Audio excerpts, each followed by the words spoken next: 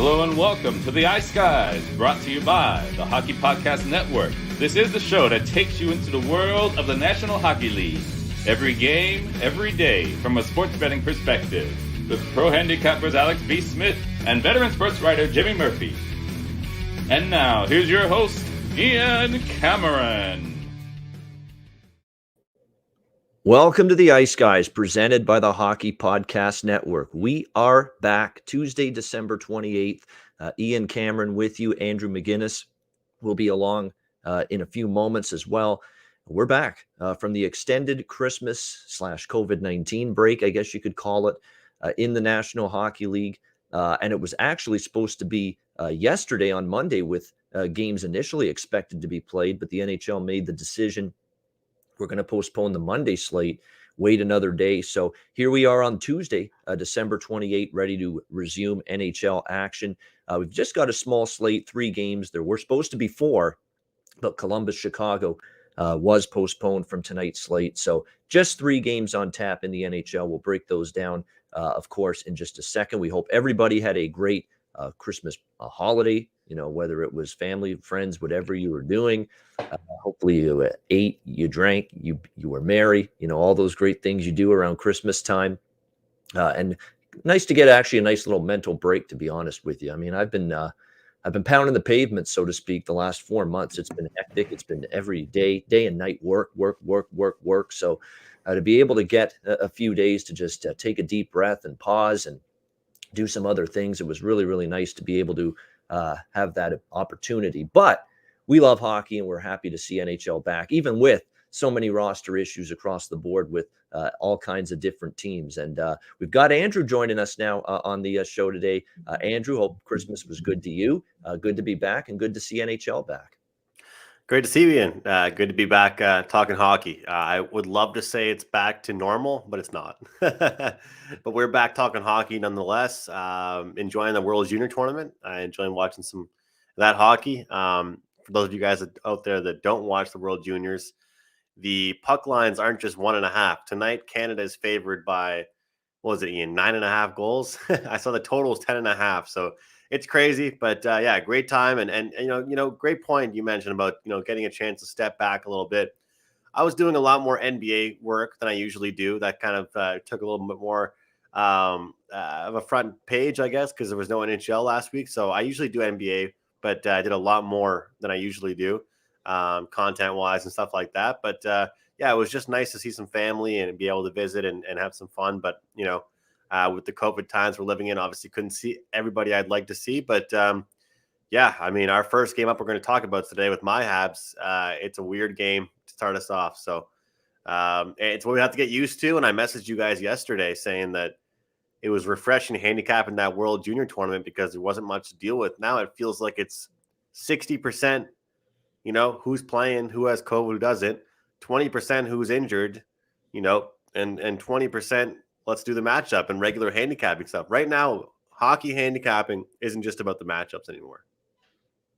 That's right. I mean, it's all about who's in and who's out, who's healthier, who's got more bodies on the ice. And that's obviously a big factor now to consider, especially the last week or so. And it's going to be that way, at least for the next couple of weeks. There was a big bit of news. Obviously, we've got a bunch of games that have been postponed this week, later in the week, that were announced the last couple of days. Like, for instance, there's 4 games on the Wednesday slate tomorrow: Chicago, Winnipeg, Boston, Ottawa, Pittsburgh, Toronto, Dallas, Colorado, that have all been postponed from Wednesday's slate. But the bigger news, I think, for the NHL is really it's really their best chance to try to get these games played, or as many games as possible. And that was the announcement over the weekend that the NHL and the NHLPA have agreed to reintroduce taxi squads for all of these teams. And you're at the point now, I think, where the NHL realizes, look, we've got to try to get back to playing somehow, some way. We can't go and look, Omicron variant's not going away. This is going to be here for weeks, if not maybe months longer. So unless you're going to have your season completely halted and disrupted by this, you're going to have to find some alternative methods to try to get games played, and the taxi squad is going to at least give teams a chance. Now, unfortunately, it kills the competitive integrity. We know that. There's going to be teams that have to go deep into the taxi squad to put a roster on the ice the next few weeks. And is it really a true gauge and a true representation of best on best every night and who the best team is every night? No. But guess what? We got to deal with that now if we want to see this season finished and get completed. We got to go through this. And if it means, I got to pull 6, 7 guys from the taxi squad and put them on in the opening lineup or in the lineup on a given game and a given night, that's what's got to happen. And unfortunately, it is going to disrupt, how is this going to be a true, month period here where we say, oh, this is the best team in the NHL? What if the team goes 10-2 in the next 12 games? Oh, the best team in the NHL right now. Really?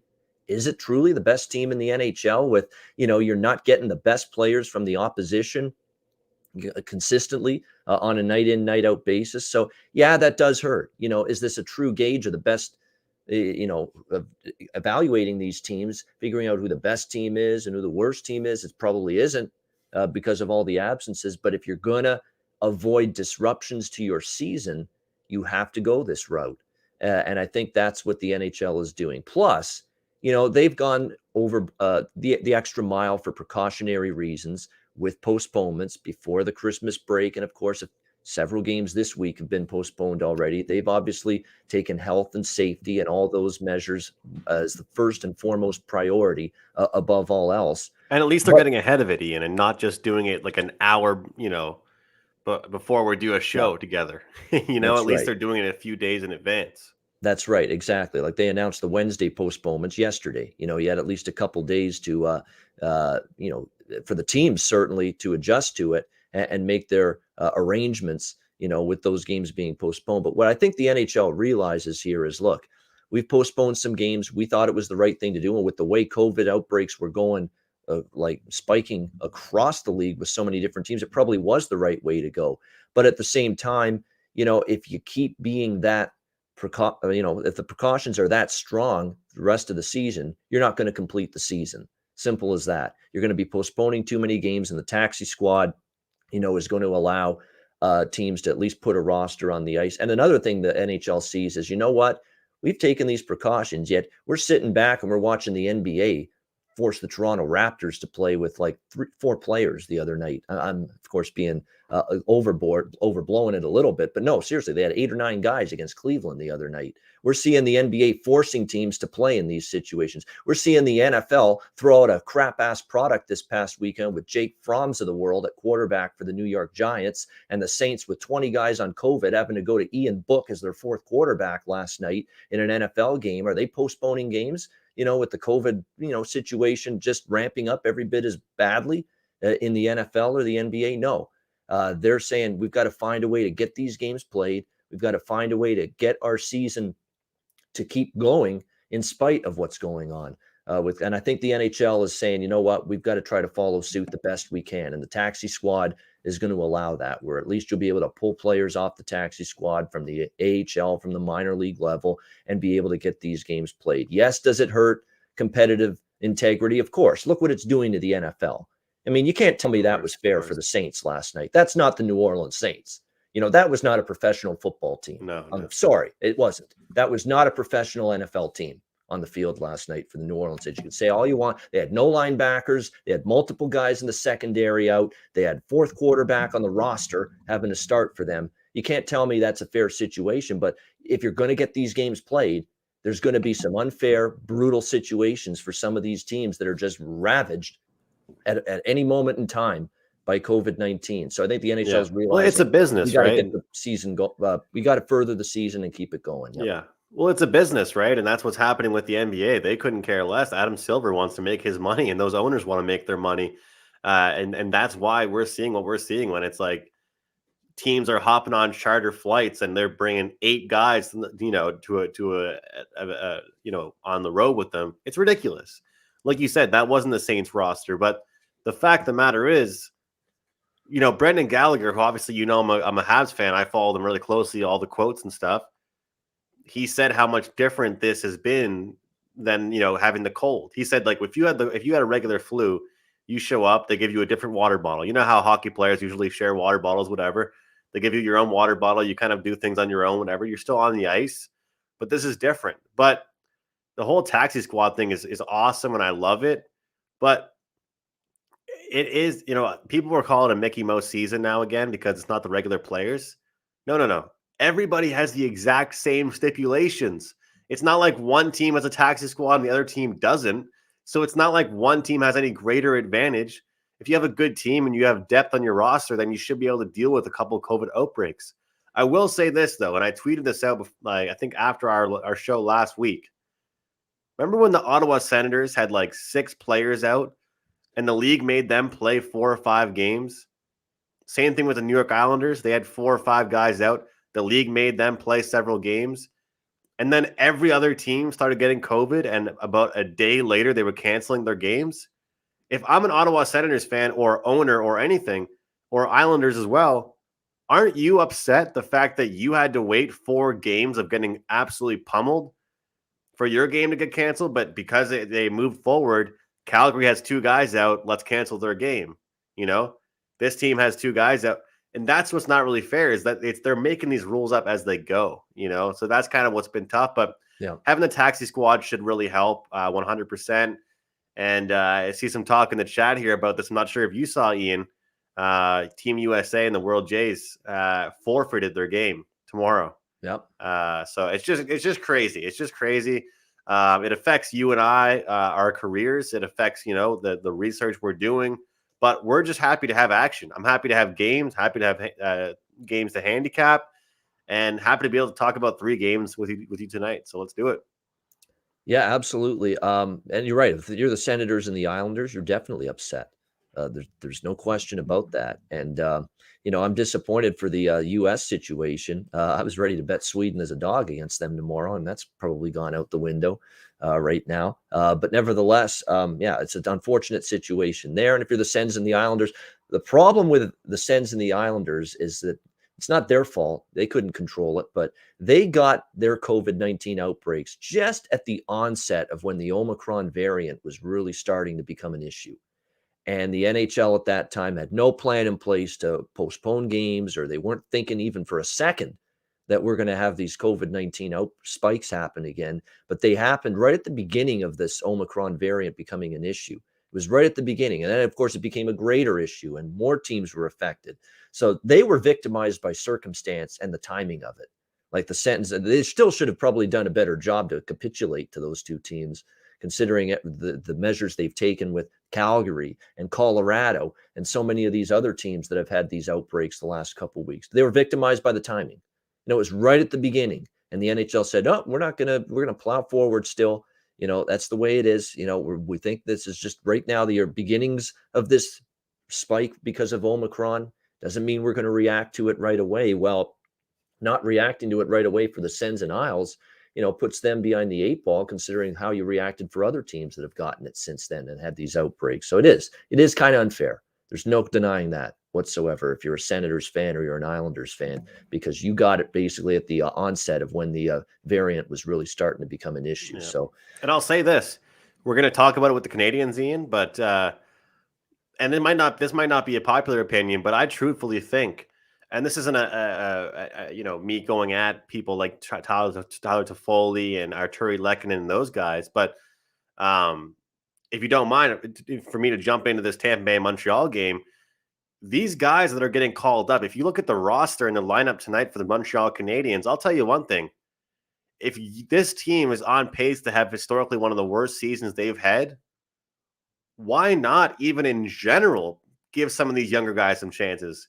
I was watching a documentary on the Canadiens YouTube channel this past weekend, and it was talking about Belzile, Ryan Poehling, Michael Pezzetta, all these younger guys.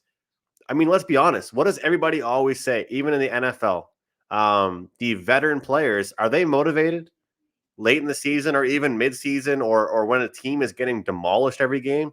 No. It's the younger guys that have a future in the league, trying to impress their coaches, trying to move up from the minors. And when you make it from the minors to stay in the big leagues, and you really go to show that it's hard to make the big show. And when you get up there, your new goal is to stay there. So I'm not saying these other guys are just so relaxed up there, but you're going to get a full effort out of some of these taxi squad guys, not just on the Habs, but every team. So, if you're checking lineups, guys, and you see some names you might not recognize, I wouldn't instantly think fade. I wouldn't.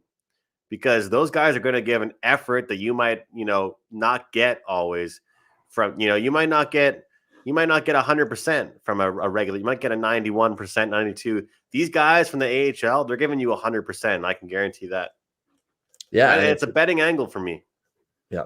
Yeah, I mean, it's going to be interesting to see how it plays out for a team like Montreal. You're right; they're down to. You look at this lineup that they're putting out there. We'll jump into it now since it's the first game.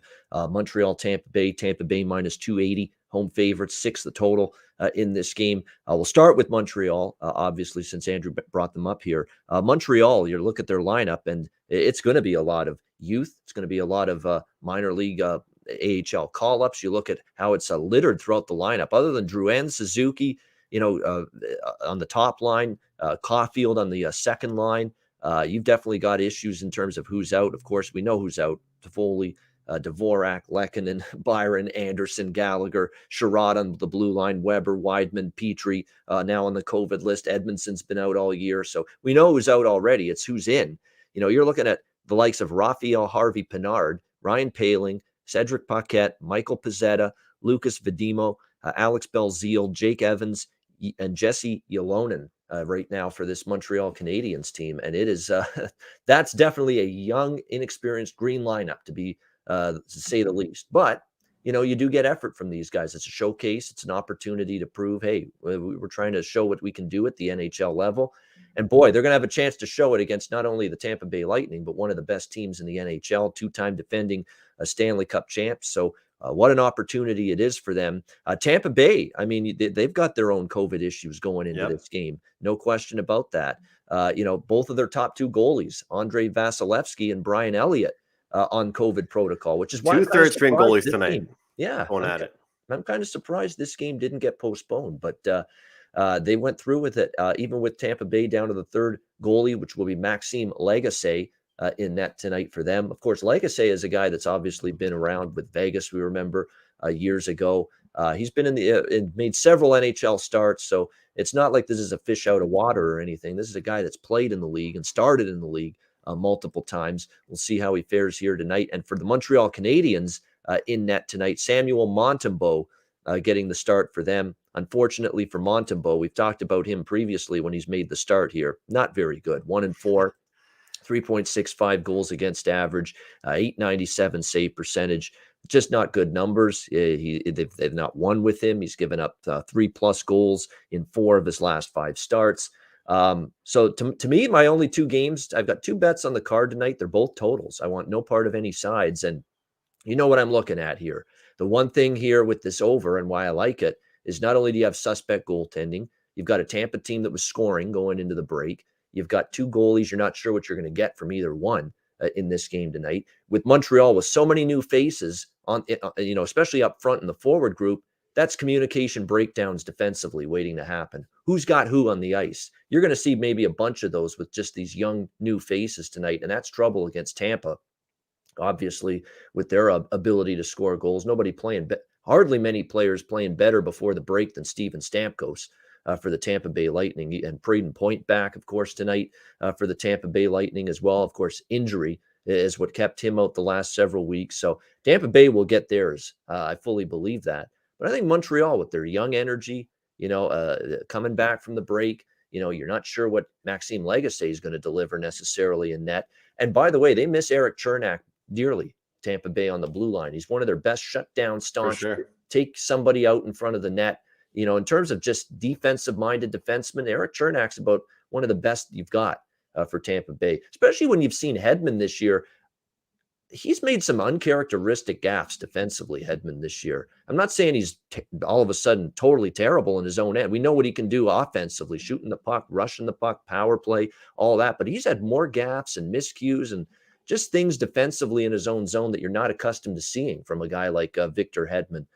That's why I say Eric Chernak, in terms of that defensive presence from the blue line, he's about as good as they've got, Tampa, and they've definitely missed him. So sloppy game. Both of these teams haven't played in forever. For the Lightning, they haven't played in like 7 days. It's been 12 days since the Montreal Canadiens played. That's just got a sloppy type of game written all over it in my mind. So I think we'll see goals, and I'm on Tampa Bay, Montreal over 6 tonight. Andrew, Lightning and Habs. Yeah, a lot of the same thoughts as you, except for I've kind of narrowed in more on the first period over 1.5, just because I think that sloppiness gets going right from the second that puck drops. Over 1.5 minus 130 is the price I locked in for this game. I talked about it with those younger guys in the Habs. I think that they'll surprise some people. I think Maxime, like I say, is more experienced than Montembeault, but I think both those guys can let in some goals and missing some key guys on both teams. And I believe, we don't have a John Cooper behind the bench either for the Tampa Bay Lightning. So that's a factor. Experienced team, but still no head coach there. So lots of guys out, all positions, not just, we got a coach, goaltenders, defensemen, forwards. We're covering all bases here as far as guys that are out in this game. And like I said, for the Montreal Canadiens, when you're playing like you're playing before the pause, there's not really, I don't want to say not much to lose, Ian, but it's kind of like go out there and play some hockey. You know what I mean? And I saw a funny tweet here that said the CDC has announced that it's now okay for NHL coaches to let Cole Caulfield get power play minutes. So hopefully Dom Ducharme has no choice but to let him out there and get some real good minutes for Cole Caulfield, because if anything, it's a good developing time for these younger players, but also for a player like Caulfield who's had, he's young, but he's had a lot of experience still playing in the Stanley Cup and all this good stuff. So I like the over with you, full game, but I'm probably going to do a double up, but probably stronger on that first period. Yeah, the first period over in this game is probably worth a look as well. There's another game where it stands out to me as well, along with the full game over in this 3-game card. But there's no doubt. I mean, it's depleted lineups for both teams, especially for Montreal. But Tampa Bay, like I mentioned, it's not just Chernak. It's not just both goalies, Vasilevsky and Elliott. It's Chernak. It's Sergachev, of course, who's been keeps getting better, that guy, and he's not playing tonight. He's on COVID protocol. Pierre-Edouard Bellemare, key depth forward for the Lightning, great center, in that third, fourth line center spot. He's out. Anthony Cirelli also out on COVID protocol. So it is definitely a shorthanded Tampa group as well. And I like what Jarek's saying. Yeah, fade the star player in the first game back. So maybe you sprinkle, maybe you'd be a little bit more conservative. I'm not saying sprinkle Montreal money line here, plus 240, but if you buy into that, first game back with Braden Point, and that has been a good angle this year. The first game back with the star player, it's not gone well for a lot of these teams. Maybe to be a little bit more safe, you can go plus 1.5 on the puck line, which you can get at even money, actually. Montreal plus 1.5 goals, plus 100. That might be safer. I don't know if I'd want to take the plunge with the money line on Montreal, not with this very young lineup, but plus 1.5, plus 100 for a little insurance, a little added security. If you like that side, if you want to go with that, you fade the team when the star player comes back. In this case, Braden Point for Tampa. But it's just a thought, Jarek. It's good of you to bring it up, no doubt. So, but the plus 1.5 might be the safer, and you still get that at even money. You don't have to lay a price on that either. So that's why I figure if you like Montreal, maybe the plus 1.5 here, just to be safe at plus 100 in this game. All right. We got Andrew. Andrew wants to say something. Yeah, sorry. And maybe even a team total too, because I always say that magic number for the Habs, they don't win games unless they score 3 goals. But against Tampa Bay, even with some of the guys they have out, they're still going to get theirs, especially on Samuel Montembeault. So take that team total and you could still potentially win the game. They lose 5-3.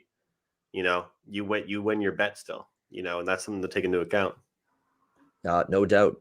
Definitely something to take into account for sure. And again, we'll have to, like, if Tampa loses tonight with Point coming back against this Montreal team that's basically AHL lineup and their bottom 3 lines outside of Caulfield on the second line, then that really is a hell of an angle. We're going to have to just auto bet that every single time we see it if Tampa Bay loses tonight in this spot. All right, we got Arizona and San Jose. We got San Jose minus 215 home favorites, 5.5 the total, shaded to the under. I'm going to be brief here. It's just difficult here to back either side. I'll say this, though. James Reimer's good and having a good season for the San Jose Sharks. Give him a lot of credit. His numbers are quite solid on the year for the Sharks in net. Scott Wedgwood will be the goalie for Arizona, but Reimer comes into this game 9-5-1, 1.99 goals against average, and 936 save percentage for Reimer tonight, going into this start tonight for the Sharks. He's been very good. As far as absences for the Sharks, it's Tomas Hertl, It's Jonathan Dahlin, Rudolphs Balsers, and Kevin LeBanc, it looks like, are the absences tonight for the San Jose Sharks. Hurdle's the one you miss. No question about that. More than the Balsers can play actually a little bit. He can chip in offensively. He's got some skill and upside from a talent perspective, skill perspective. And LeBanc certainly has shown some offensive dash at times. But Hurdle is definitely the one you miss the most. As far as the Coyotes are concerned, and look, you need all hands on deck as far as it goes with what you got as a team. Never mind having to deal with absences, makes things even more difficult. But for them, they've got some key absences. Of course, Jacob Chikrin, COVID protocol.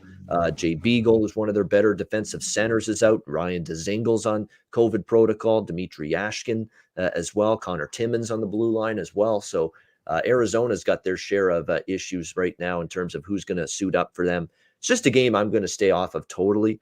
San Jose's not one of those, let's lay minus 210 with them type of teams, but I'm not going to be eager to back Arizona here either in this spot, especially with Reimer playing good in net for them. So it's a pass for me. Andrew, any thoughts on Coyotes and Sharks? Look, I often expect after a long break to look towards overs. I think you share the same sentiment as me on that handicapping type style. But in this game in particular, I like the under here.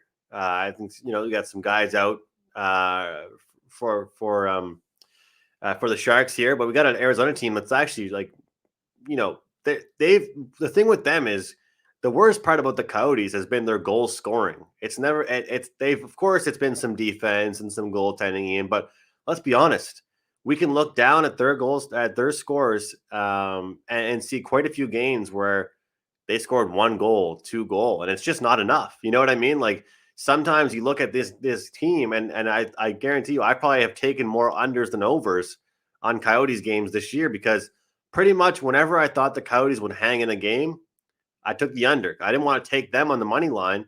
And I know they're coming off their last game was 6-5, but I think we'll see a low-scoring game here. We got Optimus Rhyme and Nets for the Sharks here. I think we're going to see two teams play pretty tight. So I kind of like both the overs and the other games, but this is the one game I think will be very boring.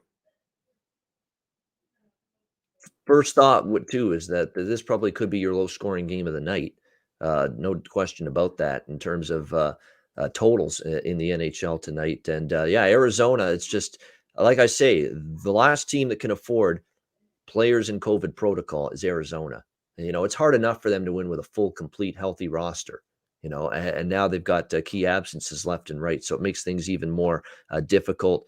San Jose's been one of those teams. They have definitely played better than I thought. Like their record's 500, 15-15, which, it doesn't look great, but I expect them to be a lot worse than that. And look at this Arizona team. By the way, they are averaging on the entire year 1.9 goals per game, dead last in the NHL, 25.7 shots on goal per game, dead last in the NHL. So that tells you how tough sledding it's been for the Arizona Coyotes to put the puck in the net. And it's a big reason why they've struggled. Now, they did win the game. It was a wild game. It was a crazy game against Anaheim, 6-5, an overtime win for Arizona, but an anomaly. Probably more than anything else. We're still talking about an Arizona team that scored 2 or less in the majority of their games before that. And the San Jose Sharks, again, have gotten pretty good defensive play and goaltending at home, in particular from Reimer. So Andrew liking the under. All right, Vegas, Los Angeles, final game of this short 3-game Tuesday slate. Vegas minus 135, road favorites, 5.5 is the total here, shaded to the over at minus 120 in this one. When you look at this game, there's some issues for Vegas all of a sudden. We looked at the Golden Knights. Hey, look at they're getting healthy and everybody back. And now just as that's happened, well, it's happened for a little bit now, but now they come out of the Christmas break and they're wondering who's going to be on the ice for them. Max Pacioretty, Mark Stone, both of them were game time decisions going into this game tonight against the LA Kings. And there has been just a little bit of a money move toward the LA Kings just in the last 10 minutes here that we've been doing the show. And it makes you think, is that a telltale sign those guys are going to be out and maybe miss this game for Vegas? Quite possibly, but it hasn't been confirmed. I have not read a confirmation just yet. We'll have to wait and see on that. But definitely that would be something that would concern you about Vegas here tonight, is the fact that they could be without both Pacioretty and Stone. And of course, really, it's been having those guys back that has made all the difference in the world for Vegas tonight. We talk about how their offense has just been lethal. with everybody healthy, with the way Chandler Stevenson has played this year for the Vegas Golden Knights. It's just got to be frustrating for Washington that they let him go. And Vegas got him on the cheap, and look at how he's played for them. Marchessault's been unbelievable lately. Carlson Smith, that line is starting to get their offense back together. And they've had some nice chip-in depth scoring lately from the likes of Will Carrier and Nicholas Waugh as well for the Vegas Golden Knights. I'm more impressed with Nick Waugh as that third-line center for the Golden Knights the more I see him play. So there's all of a sudden some scary depth developing up front for Vegas. And as we've said many a times on this show, you don't even have Jack Eichel there yet. Wait till that happens. So scary stuff for Vegas, but they could be a little bit short-handed. And it could be a little bit of a tricky spot because I'll say one thing about LA. LA plays Vegas usually pretty tough.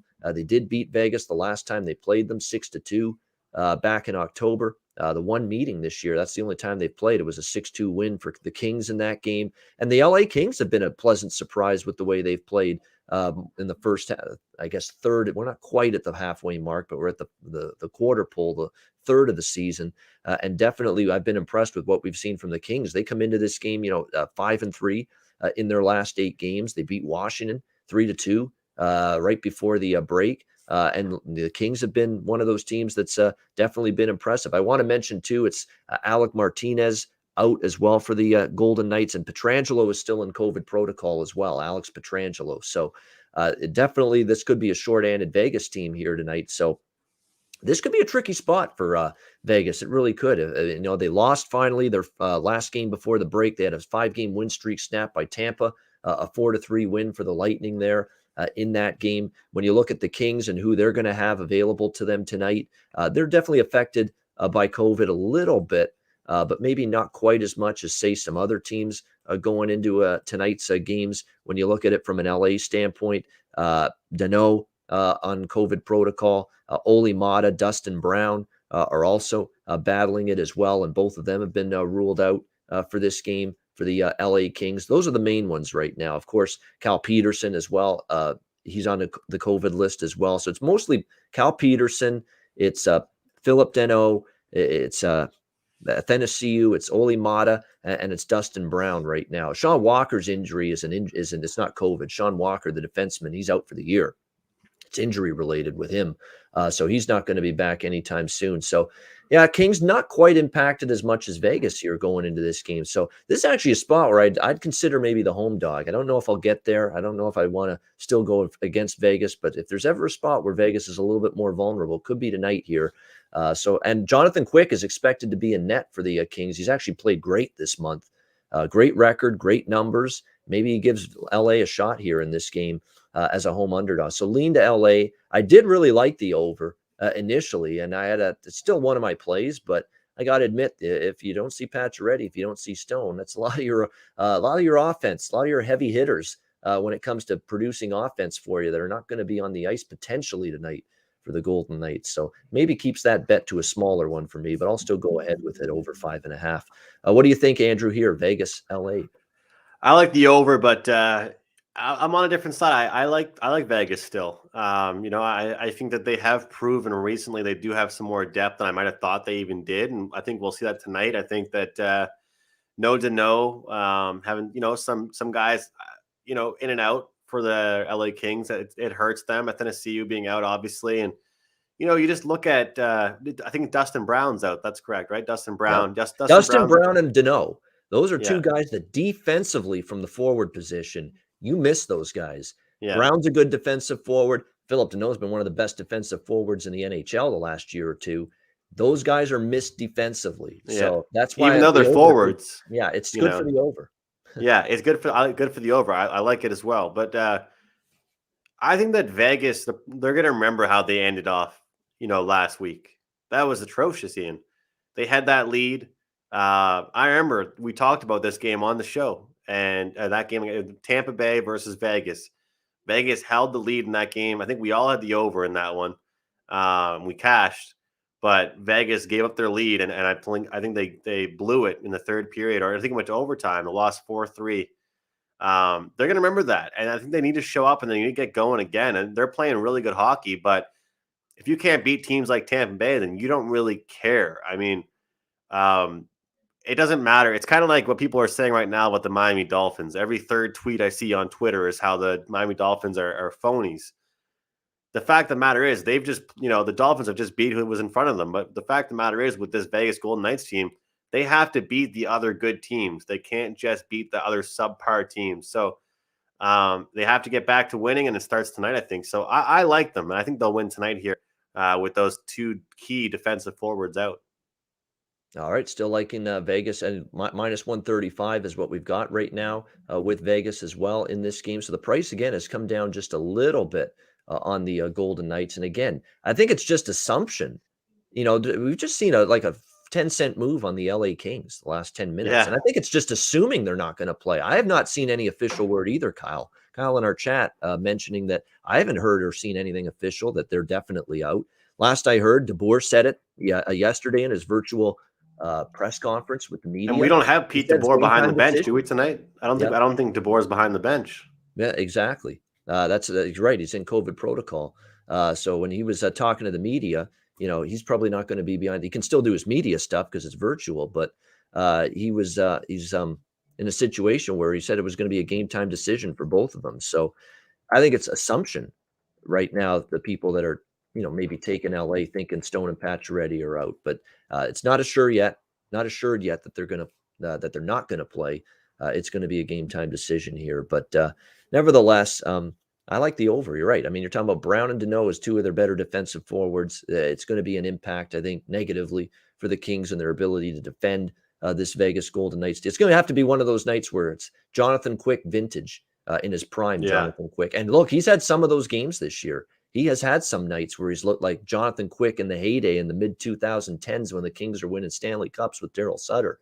He's had some of those nights this year, Jonathan Quick, where he's played extremely well. So he's going to probably have to be that good again tonight against this hot Vegas team. And a Vegas team, you're right, coming off the disappointing third period, meltdown against Tampa. You're right. I think there's incentive, get off on the right foot here coming out of the Christmas break. So it's definitely kind of interesting because, when we're talking about these games, we're breaking these down. A lot of the times what we do is we talk about the last few games they've played, right? But right now it's been a week and a half for some of these teams. So how much does that really matter? You go home, spend time with family, you have Christmas dinner, you celebrate, you watch football, you do whatever. Do some of these teams care about the last game that they played in a week and a half ago? That's what we have to ask ourselves. Certain teams like Montreal, it's a blessing in disguise. They get a week and a half off from losing. I think it impacts every team differently. Vancouver is a good example. They finally get some practice time under Bruce Boudreau. But did you even want that practice time when you've won 5-6 straight? I don't know. We'll find out. Yeah, I worry about Vancouver. Now, the first game Vancouver plays after the break, I'm betting them. And I will be. I'll be absolutely on Vancouver because they still haven't lost under Boudreau. I said I'm betting them every game till they lose. But you better believe I'm worried about Vancouver in that first game back from their break because this break couldn't have come at a worse time for the Vancouver Canucks. Things were rolling. They're playing great under the new head coach, Bruce Boudreau. He's got all the best players are starting to percolate again for them. Connor Garland's been good. Elias Pettersson is starting to get it rolling again. Brock Besser is shooting the puck and now scoring the way the Canucks expect him to. All of that was clicking. Demko was solid in net. The defensive game for the team overall was improved under Boudreau. Then all of a sudden you're winning games. You're playing every other day. And now all of a sudden you got this big break. And you better believe I'm worried about the momentum being disrupted a little bit for the Vancouver Canucks. But that remains to be seen. We'll see when Vancouver returns to play, which will be tomorrow night when they take on the Anaheim Ducks. Good stuff with Andrew. That is the Tuesday NHL card. Good to be back. We do want to address a couple of things. Alex, of course, is not here today. We know that his dad, Albert, passed away right around the holidays. Certainly me, Andrew, and everybody else that have sent their condolences and their well wishes to Alex and his family. It's appreciated certainly by him and his family, but even us, because we're a family here. We're an Ice Guys family. That's the way it's been. Not only the four of us on this show, but the interaction we have with the viewers and the listeners, we kind of treat this like we're one big family. And so when one of our family members, if you will, goes through a tough time, and obviously it doesn't get much more difficult and painful than losing your dad, we want to be there for them. And that's exactly the case with Alex. So we give him our thoughts and prayers and well wishes, and he will be back on this show as soon as he can. Once he gets over the grieving, he's got to do arrangements with the family and all that. So and he'll be going back and forth between Minnesota and Chicago. So we'll let him have his time to deal with this, and he'll be back on the show at some point whenever he's ready. And then we got Jimmy Murphy, who's battling COVID right now, believe it or not. So he's had some symptoms from it, and we're going to hope to have him back on the show. He's going to try to be on tomorrow, he said, if he's feeling a little bit better. But definitely we hope Jimmy feels better soon as well, as he battles. Like I say, COVID is not escaping anybody, it seems, right now at this point in time. So to Jimmy, to Alex, with their respective situations, we wish them all the best, and we can't wait to have them back here on the show.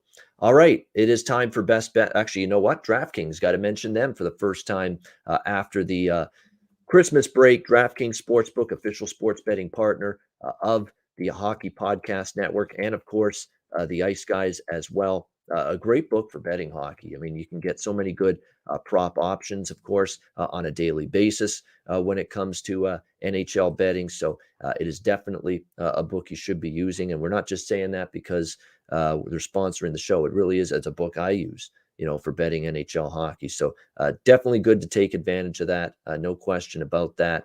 Make sure you take advantage definitely of the DraftKings Sportsbook. And a reminder, in the NFL, you'll be a winner in the NFL as a new customer. If you bet just $1 on any team to score, you can win $100 in free bets. If the DraftKings Sportsbook isn't available where you are, you can still play for huge cash prizes all season long with DraftKings Daily Fantasy Sports Contests. DraftKings giving all new customers a free shot at millions of dollars in total prizes with their very first deposit. Download the DraftKings Sportsbook app now. Use promo code THPN.